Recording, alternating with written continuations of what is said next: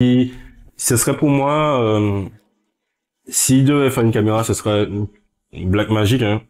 S'il devait faire une caméra, ce serait se rapprocher soit du form factor de Sony, ou carrément faire un form factor comme les Z-Cam, faire un petit cube et implanter tout ce qui est implanté. Salut les gens et bienvenue dans cette nouvelle vidéo.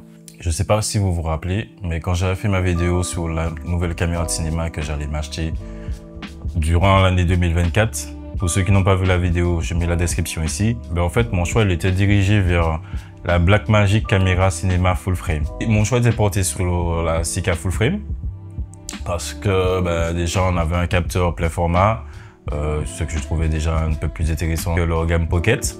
Et surtout avec leur source des couleurs de génération 5, je trouvais que visuellement, à l'aspect, il y avait vraiment quelque chose qui donne ce look cinématique, tu vois. C'est une science des couleurs quand même qui était vraiment pas mal. Et du coup, je parlais des inconvénients que j'avais aussi par rapport à cette caméra, notamment le fait que ergonomiquement, je trouvais cette caméra pas forcément intéressante.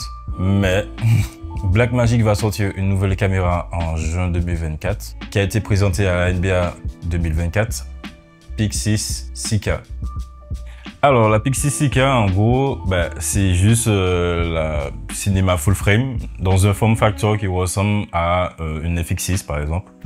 Et du coup pour moi c'est game changer puisque on peut mieux accessoiriser la caméra.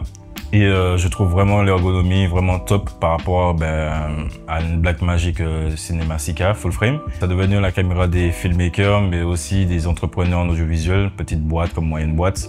Vraiment, ça va être une caméra qui sera vraiment sympa à avoir. Elle existe en 3 montures, alors en monture L, EF et PL. Personnellement, de ce qui m'intéresserait, ce serait peut-être la monture PL, vu que je veux opter sur des objectifs cinéma et que la quasi-totalité des objectifs cinéma sont des montures PL. Donc je me dis pourquoi pas, ça éviterait de mettre un adaptateur L vers PL. Après, en termes de qualité et de caractéristiques, ça reste la même chose que la cinéma full frame. Donc du coup, il n'y a pas de surprise en fait, on sait déjà à quoi s'attendre.